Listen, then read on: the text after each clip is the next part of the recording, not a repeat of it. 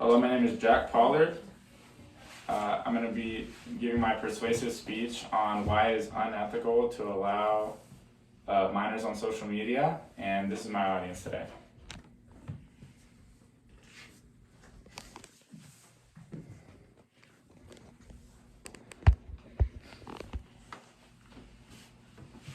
Imagine your own child, niece, or nephew navigating the complex world of social media.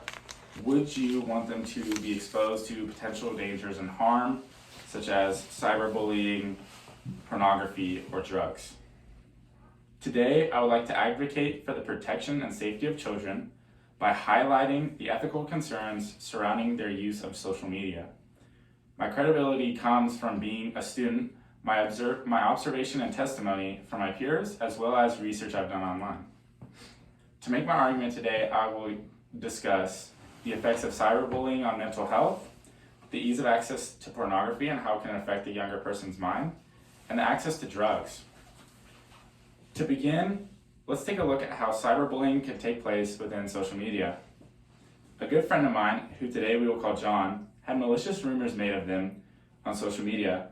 His posts were suddenly covered in comments, and it got to a point where his parents had to intervene. While the issue was resolved, it took uprooting him to a new school and deleting his social media accounts to do so. Now, this was a terrible case because while John is a great person and has wonderful character and was able to recover from this, he still had to move to a new school and he still had to delete social media and still doesn't have it. So this is just one case in which social media has negatively affected people based off things that other people made up or didn't quite know but thought they might.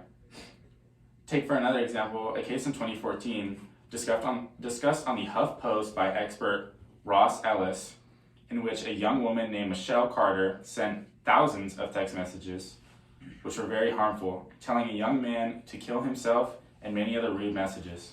This resulted in her being charged with involuntary manslaughter, as the recipient, 18-year-old Conrad Roy, took his own life due to her comments and suggestions.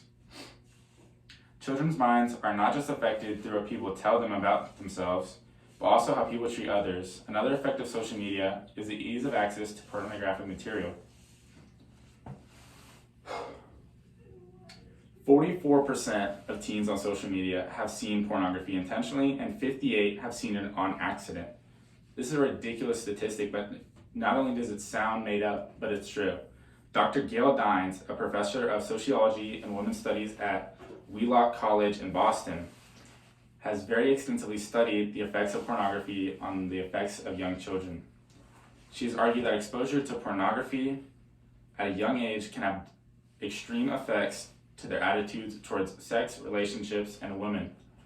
Dines suggested that exposure to explicit content can lead to desensitization, distorted views of sex and intimacy, and an increased likelihood of engaging in risky sexual behavior.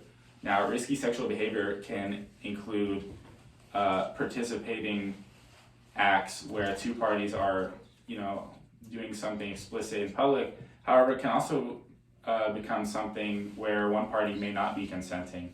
And this is extremely illegal, but it's seen as almost normal in certain porn areas. Moving from the effects of the mind, let's speak about the possible effects of the body and physical health. Last winter, Megan McIntosh found her 18-year-old son, Chase, unconscious after she says he experimented with pills. He died just over a month later, likely from a pill laced with fentanyl from an unknown source. A story from CBS. Now, these pills are often easily found on the dark web and ordered online with just a simple credit card. They can be shipped in packages and hid to look like candy.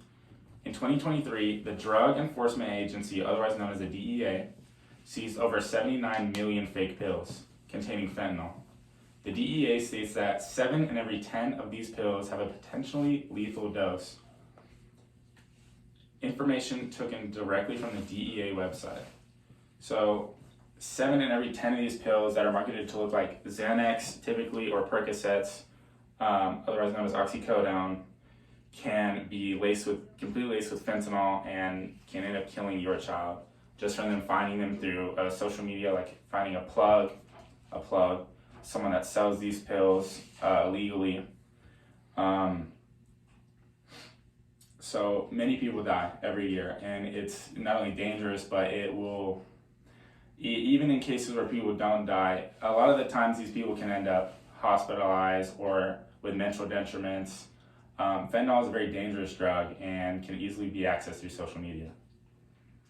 In closing, it is my hope that based on the previous evidence regarding cyberbullying, access to pornography, and access to drugs, that I persuaded you that it is unethical and unsafe to let our children use social media, and that you understand why the use of social media should be limited for minors. This is my audience.